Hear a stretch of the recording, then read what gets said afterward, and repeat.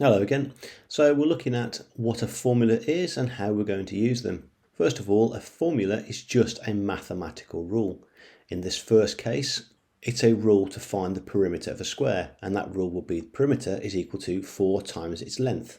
So for this square here, if its length was 2 centimeters, the perimeter is just 4 multiplied by 2. Well, that will give us 8. In this case, it would be 8 centimeters. So if we look at this one, the area of a circle, that rule is area is equal to pi multiplied by r squared, r being the radius. So in this case, our area is equal to pi multiplied by 3 squared. And therefore the area is just, well, 3 squared is 9, is just 9 pi. And we can leave it in terms of pi, unless we're asked to give it to a certain decimal place. And that will be centimeters squared. Let's have a look at a few more.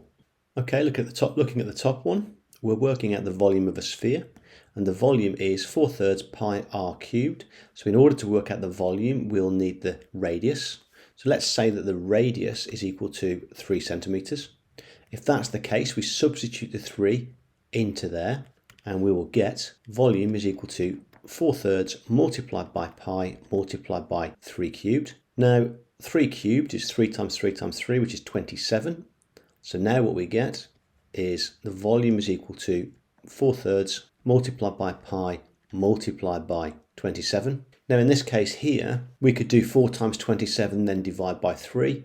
Hopefully you'll recognise that 27 divided by the 3 is 9, and therefore you would be left with 4 multiplied by pi multiplied by 9, and so your final answer left in terms of pi would be 36 pi, and the only thing to look at now are the units, and they would be centimetres cubed. Last one on this video.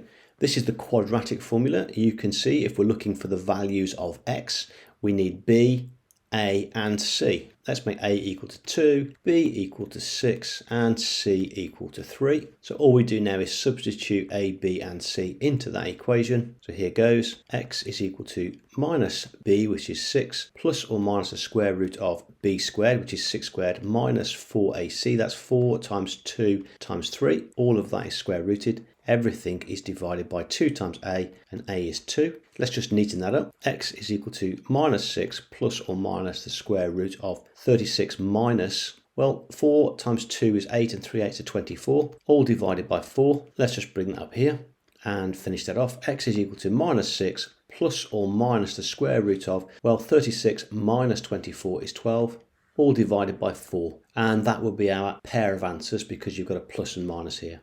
So those are formula, and they are just pure substitution. So if you can substitute, you can use a formula. Okay, hop on to the next video then to see how we rearrange the formula.